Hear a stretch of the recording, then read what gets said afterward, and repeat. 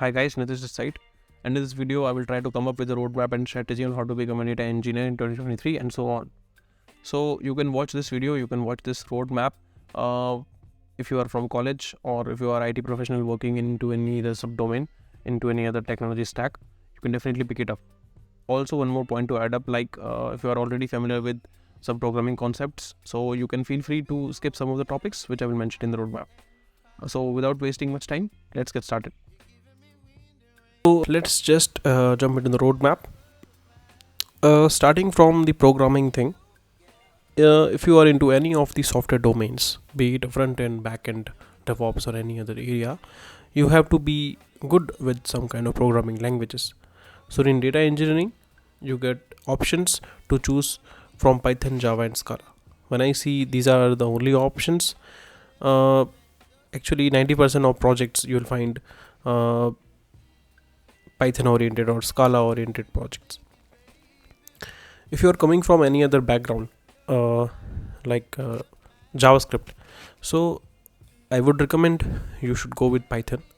Otherwise, if you already know Java or Scala concepts, you can stick with that also, because the other frameworks which we will explore in the data engineering, they will be mostly built with Python or Java or Scala.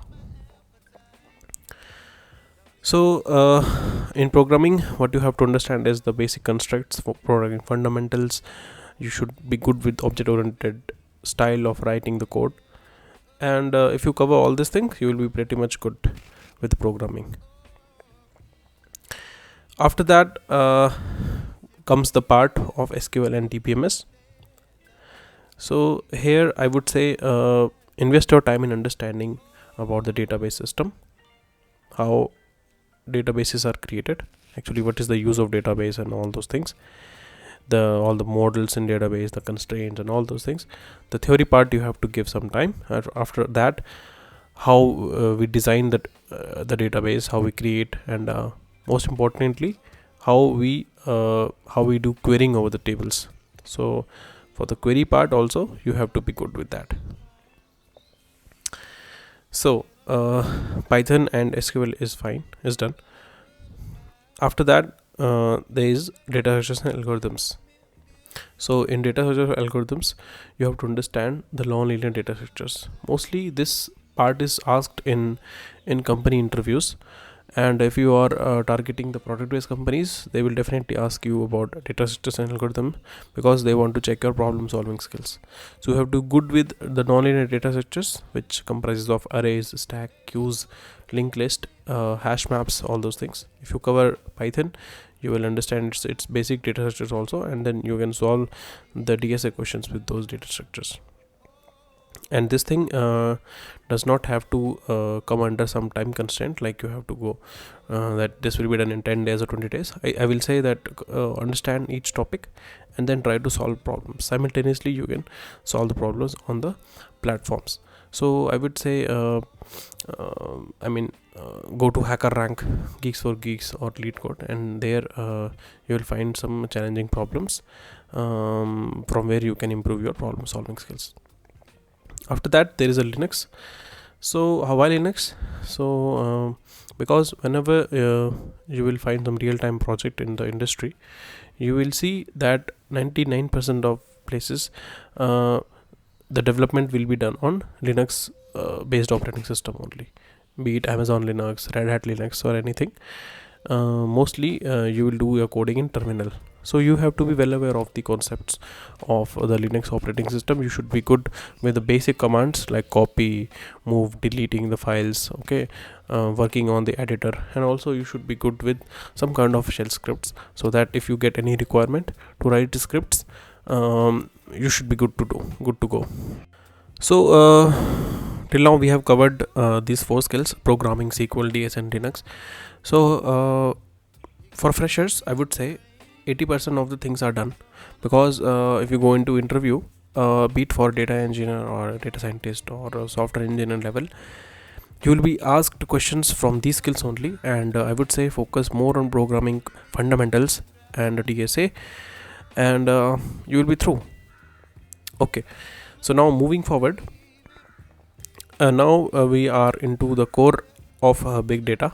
So how you have to start is, first of all you have to learn about the big data frameworks. So you can start by learning about the history of big data, how this term was coined, and its history, and what is big data. Okay, you can invest some time in learning theory of big data. Then you can jump into Hadoop, and Hadoop is a distributed processing framework which is designed to process a huge amount of data. So Hadoop right now, people may argue that the companies are moving to cloud projects, or not working much on Hadoop. But I would say, as a fresher, or if you are new in this big data field, you should know about Hadoop. And if you follow this roadmap, if you follow this hierarchy, like first Hadoop and then move on to other things, you will catch the concepts quickly. So in Hadoop, what you have to learn about, how the distributed system works. Okay, what are the various constraints present in there, about the drivers, about the memory, all the stuff you have to understand. And we have various other frameworks which works on the top of Hadoop, like Hive, Scoop. And after that, you have to understand about Spark. So what I will say, whenever you are going through this big data frameworks, I would say invest your time, like 75% of time should be dedicated in learning Spark, because this is the most important and critical skill for data engineers. And also in the interview, you will be asked most of the questions from Spark only. So after understanding the big data frameworks, what you can do is you can try to learn orchestration frameworks, orchestration tools. So how it will help you is like,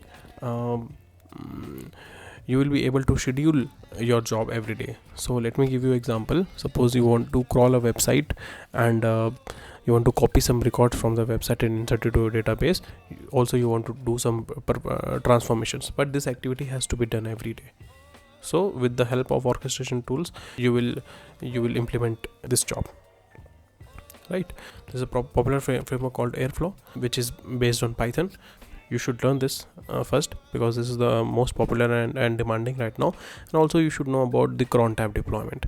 This is a traditional method, and how we can write cron tab and cron tab expressions to orchestrate your pipeline. After that, there's NoSQL and streaming. So in NoSQL, you have to understand the differences between the columnar and non-columnar databases. What are the differences? Why NoSQL was used? In the NoSQL, you can choose HBase, MongoDB, and in the streaming services, you can understand about Kafka, how it is used, and the core concepts of Kafka, and how it is used as a utility, and what purpose it serve in data engineering projects. Similarly, you can also try to learn the Spark streaming thing. This thing, I will say, keep it as optional. I mean, we don't see, there's a 80-20% principle out here also, because in like 80% of the projects you will see around batch processing, but somewhere you will see streaming also. So it's good to know about streaming, but I will say, keep it as optional. Once you know all the critical skills, then you can learn the streaming. So just it is good to have in your arsenal, but it's not very important to learn at first go. Then comes Git and CI/CD. So this has become very critical, because every company is keeping their data in the repository now. Okay, and you as a software developer, you have to be good with Git and CI/CD. So the repository management, okay, how you can push the code, how you can clone the repository, how you can do the changes over the Git repository. You have to learn about the Git command line.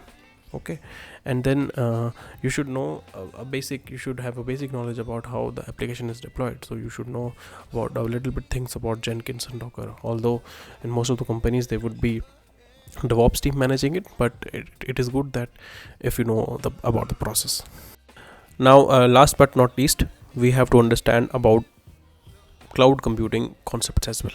So if you go to any job description on LinkedIn or Naukri, you will see that they have a requirement of a person who knows at least one cloud, how to create a batch pipeline, or how to create a data pipeline over AWS or Azure or GCP.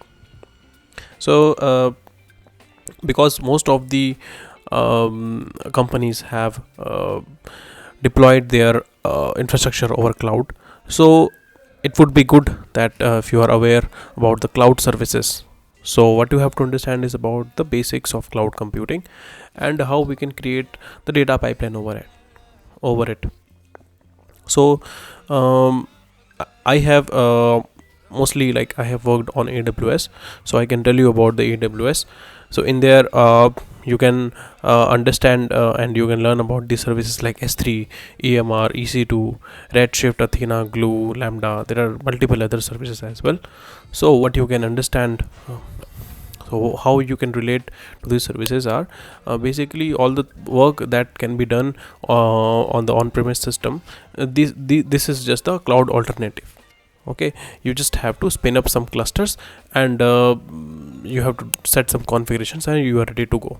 So you should know about the cloud setup and how you can build a pipeline over that.